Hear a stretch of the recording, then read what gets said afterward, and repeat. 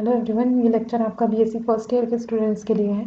और इसमें जो हम आपके यूनिट देख रहे हैं और जो आपके पेपर देख रहे हैं वो है इलेक्ट्रिसिटी एंड मैग्नेटिज्म। और आज जो हम डिस्कस करेंगे वो आपका कैपेसिटर या फिर जिसको हम संधारित्र बोलते हैं उसको हम डिस्कस करेंगे। तो कैपेसिटर डिस्कस करने से पहले एक टॉपिक या फिर एक पॉइंट जो आपका रह गया था वो लास्ट लेक्चर में, वो हम डिस्कस कर लेते हैं, जिसको हम बोलते हैं पोलराइजेशन डेंसिटी।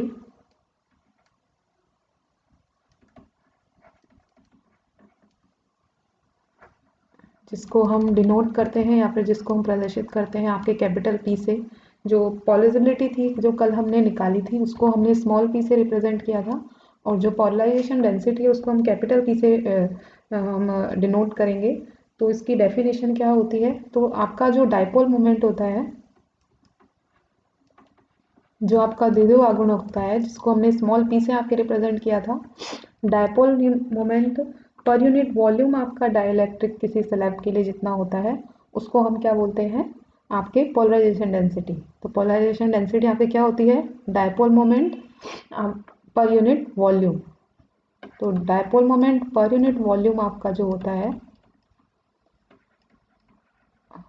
वो आपका क्या उसको हम क्या बोलते हैं, आप उसको हम बोलते हैं पोलराइजेशन डेंसिटी।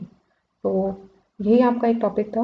नेक्स्ट जो आपकी चीज़ आती है कैपेसिटर। तो कैपेसिटर के बारे में या फिर संधारित्र के बारे में हमने आपने आपके 12th क्लास में भी काफ़ी पढ़ा होगा। अधिकतर जो हम पढ़ते हैं आपके पैरेलल प्लेट संधारित्र या फिर कैपेसिटर के बारे में पढ़ते हैं। तो कैपेसिटर आपका क्या होता है, तो कैपेसिटर आपके क्या होता है, एक डिवाइस जो कि आपका क्या स्टोर करती है, चार्ज। तो कैपेसिटर आपके क्या काम आता है, चार्ज को स्टोर करने के काम आता है। और एक आपने वर्ड सुना होगा कैपेसिटेंस, जिसको हम विद्युत संधारिता बोलते हैं। तो वो कैपेसिटेंस आपकी क्या होती है, किसी भी आपके डिवाइस की कैपेसिटेंस क्या होती है उसको हम कैपिटल सी से आपके रिप्रेजेंट करते हैं। कैपेसिटेंस होती है कि किसी, जैसे आपके कोई ग्लास है, तो मान लो आपका ग्लास 1 लीटर का है, तो इसकी कैपेसिटी है 1 लीटर के पानी को फिल करने की। इसमें आप 1 लीटर से ज़्यादा पानी फिल नहीं कर सकते हैं। इसी तरह से आपका कोई भी डिवाइस है उसकी एक कैपेसिटेंस होती है, या फिर आपका कोई भी मटेरियल है उसकी एक कैपेसिटेंस होती है। मान लो आपका एक वायर है, उसकी एक कैपेसिटेंस होगी, वो कितना आपके चार्ज को स्टोर कर सकता है। तो उसी को हम क्या बोलते हैं, संधारिता। कि आपके जो भी आपने चार्ज दिया है वायर को या फिर किसी भी मटेरियल को, तो उसकी कैपेसिटी कितनी है चार्ज को स्टोर करने की, तो वो आपकी कैपेसिटेंस कहलाती है। तो आपके जो चार्ज होता है, आपने ये एक रिलेशन भी देखा होगा कि जो आप मान लो आपने चार्ज क्यों दिया, चार्ज देने पे आपके एक विद्युत विभव उत्पन्न होता है जिसको हमने V से डिनोट करते हैं। तो जैसे जैसे हम चार्ज की वैल्यू बढ़ाते हैं वैसे वैसे आपका विद्युत विभव क्या होता है, V आपका यहाँ विद्युत विभव या फिर पोटेंशियल जिसको हम बोलते हैं, इलेक्ट्रिक पोटेंशियल, उसकी वैल्यू इंक्रीज होती जाती है। तो प्रोपोर्शनलिटी कांस्टेंट को हटा के हम क्या लिखेंगे, C और V। यहाँ पे C आपका क्या है, कैपेसिटेंस या फिर संधारिता आपकी होती है। तो अगर आप देखें कि आपके कैपेसिटेंस जो होता है उसको आप निकालें, तो कैपेसिटेंस आपके चार्ज के प्रोपोर्शनल होता है, लेकिन आपके विभव जो होता है उसके इन्वर्सली प्रोपोर्शनल होता है। तो अगर आप चार्ज कांस्टेंट रखें, अगर हम चार्ज को कांस्टेंट रखें और हमारा विद्युत विभव को हम डिक्रीज करें या फिर कम करें, तो आपके संधारिता क्या होती है, इंक्रीज होती है। तो अगर आपको, तो संधारिता जितना ज़्यादा अच्छी होगी उतना ही आपका जो चार्ज स्टोर है वो उतना ही ज़्यादा होगा। तो ये आपका होता है। तो हम जो विभव होता है उसको, जो पैरेलल प्लेट की अगर हम बात करें तो उसके लिए हम विभव में उसके लिए अगर पैरेलल कैपेसिटर की अगर हम बात करें, तो आपके कैपेसिटर कई प्रकार के होते हैं। उसमें से जो मोस्ट कॉमन जो आपने देखा होगा वो आपका पैरेलल कैपेसिटर होता है, जिसमें आपके मान लो ये आपकी एक प्लेट क्यू होती है, प्लेट है जिसको हमने ए बोला है, और इसको हमने प्लस क्यू चार्ज दिया है। तो आपकी प्लेट ए पर प्लस क्यू चार्ज है, इसके पास हम एक और प्लेट लगाते हैं जो कि क्या है, न्यूट्रल है, मतलब इस पे जितना पॉजिटिव है उतना ही नेगेटिव है।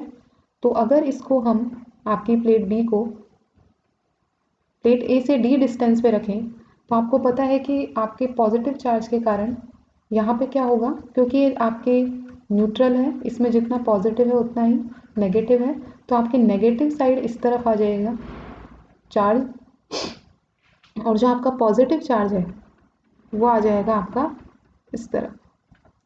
और अगर हमें इसका पोटेंशियल या फिर इसकी कैपेसिटेंस अगर इंक्रीज़ करनी है तो हम इस साइड को क्या करते हैं, किससे कनेक्ट कर देते हैं, ग्राउंड से।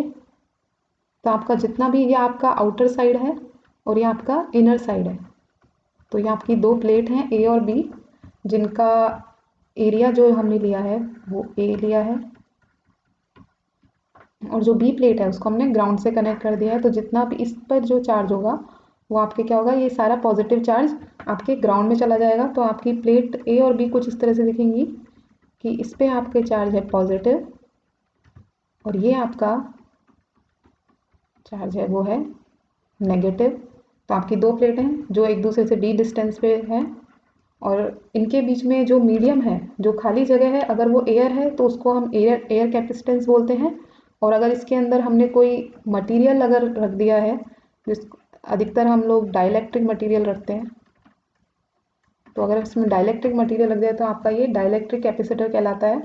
एक और चीज़ जो होती है, आपके सी की जो यूनिट होती है वो आपके क्या होती है, फैराडे।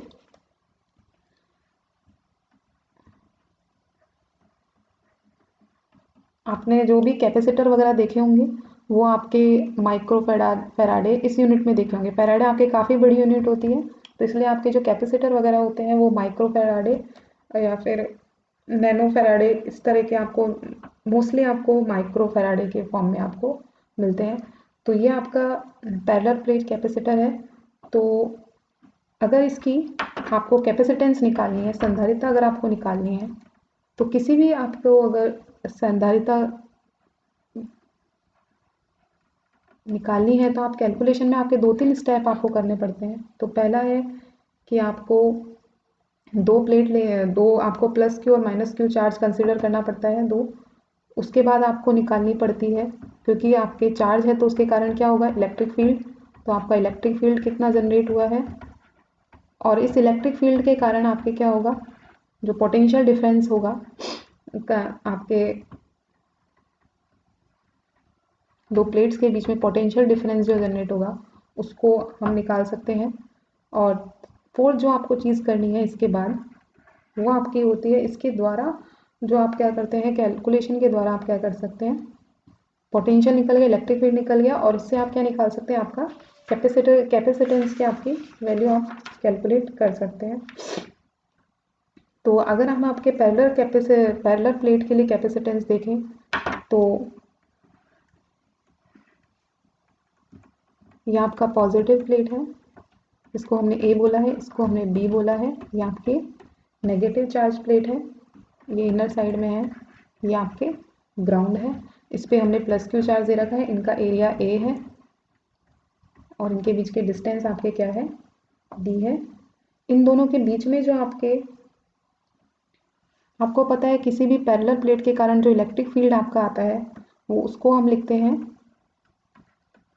Sigma epsilon zero. तो ये आपका किसी भी इलेक्ट्रिक फील्ड जो विद्युत क्षेत्र आता है किसी भी पैरेलल प्लेट के कारण, वो आपका E is equals to sigma epsilon. Sigma आपके यहाँ क्या है, surface charge density, per unit area आपका कितना चार्ज है उसका आपके मेज़र होता है, उसको हम बोलते हैं सरफेस चार्ज डेंसिटी। और आपको पता है कि इलेक्ट्रिक फील्ड और आपके पोटेंशियल में जो आपके रिलेशन होता है, अगर मान लो इन दोनों प्लेट के बीच में जो पोटेंशियल डिफरेंस है वो V जनरेट हुआ है इलेक्ट्रिक फील्ड लगाने पे, और इनके बीच के डिस्टेंस आपके D है, तो इलेक्ट्रिक फील्ड आपके यहाँ से पोटेंशियल की वैल्यू आप क्या निकाल सकते हैं, V is equals to E multiply में D। अगर हम इलेक्ट्रिक फील्ड की वैल्यू रखें तो E एप्सिलॉन D। सिग्मा आपके क्या होता है, चार्ज पर यूनिट एरिया। जो हमने प्लेट के आपके एरिया लिया है वो आपका कैपिटल A है, तो यहाँ से अगर आप वैल्यू पुट करेंगे तो आपके पास पोटेंशियल की वैल्यू जो आएगी वो आपके ये आएगी। और आपको पता है कि आपके कैपेसिटेंस क्या होता है, सी आपका क्या होता है, चार्ज अपॉन पोटेंशियल। तो यहाँ से अगर आप पोटेंशियल की वैल्यू रखेंगे तो क्यू डी एप्सिलॉन ए।